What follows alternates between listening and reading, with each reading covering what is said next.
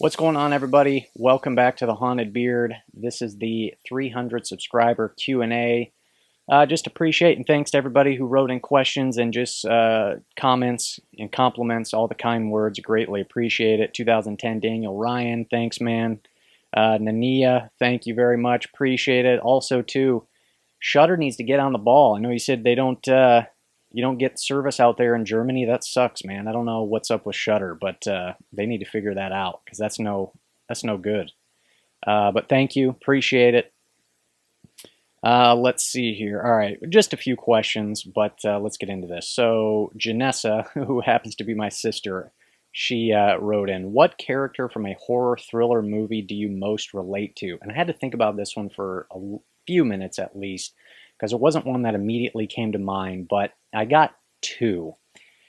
And the first one is Jake Gyllenhaal's character in Zodiac, because he is, first of all, I love the movie, and he just has this obsession with solving the mystery. And I feel like I can kind of get that way as well. Like, mysteries are just so compelling to me, and it's like I just have to figure out the answers.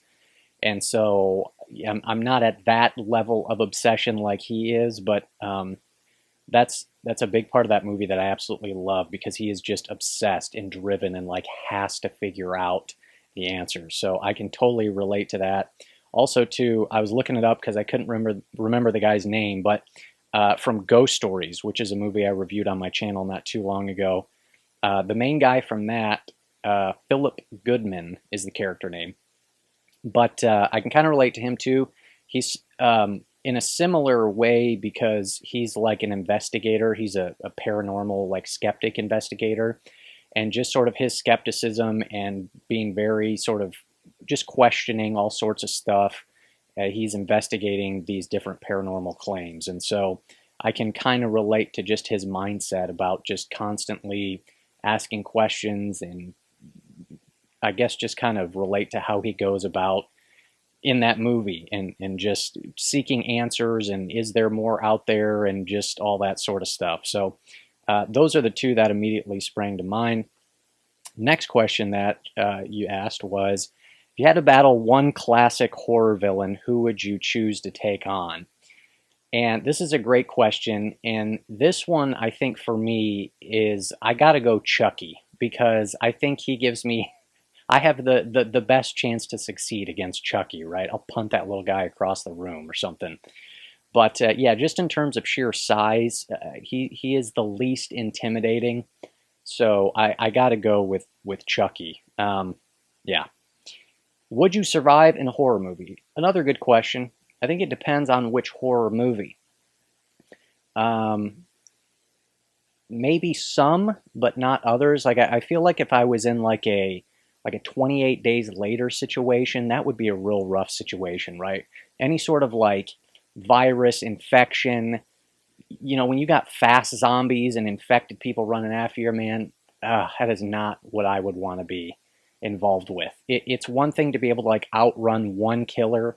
Like, yeah, I could maybe survive a Chucky or even a Jason or a Michael, because just one guy. But when you got like the whole planet coming after you, it's like, I mean, what are you going to do? It's over. Also, by the way, I think my least the last sort of slasher killer that I'd want to go up against is Freddy, because I mean, he's a legit nightmare. Okay, I mean, you can't avoid sleep, so what are you gonna do?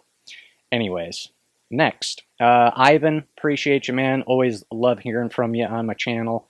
Congratulations, thanks, man.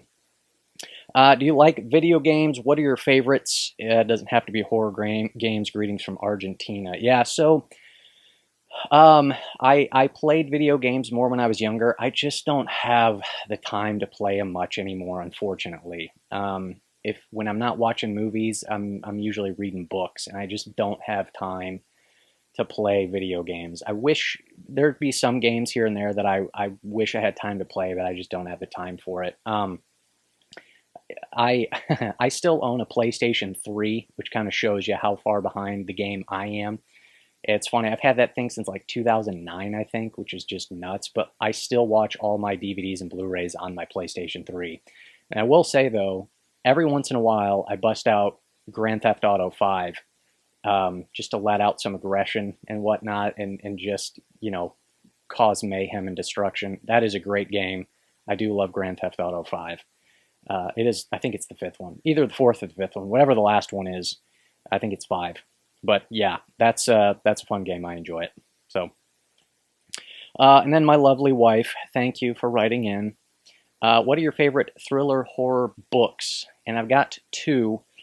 First one is a book called Night Film by Marisha Pessl, and this is a great one because I think it's a good book for people who are fans of horror movies, and it's about this investigative journalist guy who investigates the death of this young girl who happens to be a daughter of this very reclusive filmmaker, this very secretive, reclusive filmmaker who made these really like depraved, messed up horror movies.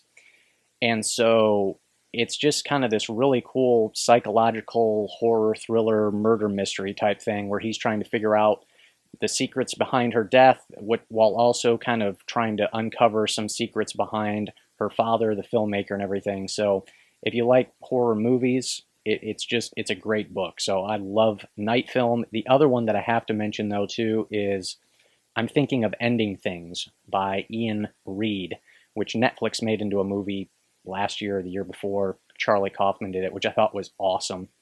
I really enjoyed the adaptation of that. But the book is just phenomenal, and it's just the dialogue and the conversation between the two main couple. It just has such, it's just so interesting, and like there's internal monologue in there, and like the whole thing just has this very eerie, creepy sort of vibe to it, to where you're not entirely sure like what's going on and what's happening, and it just, that whole sort of mysterious kind of vibe to it is just awesome. It really keeps you guessing, and you're not really sure how to interpret things all the way up till the very end. I think it's phenomenal. So I would definitely recommend those 2. Those are great. So that's all the questions for right now. Again, thanks guys for the compliments. I greatly appreciate it.